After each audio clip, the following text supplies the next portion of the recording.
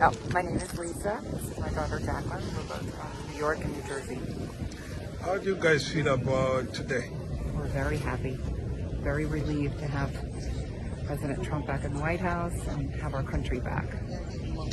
He has made a lot of promises, Mr. Trump, including signing an executive order on immigration today. What are the pressing issues, policies that you want him to implement immediately? Well, I think he does have to secure our border.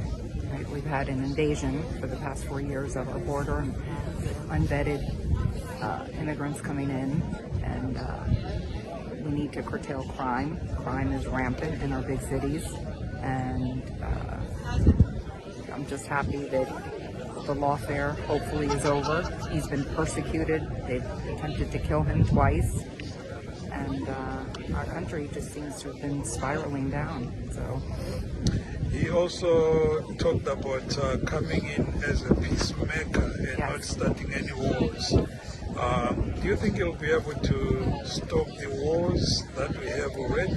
The way in Ukraine, the Gaza, we have a ceasefire at the moment. Do you think it will hold? I think so. We have a track record with him. So for his first 4 years in office, we saw that there were no wars that were started, and we've seen the release of 3 Israeli hostages yesterday.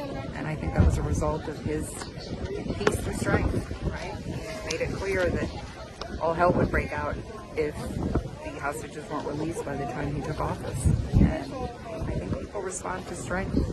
Okay, thank you for talking to us, ma'am.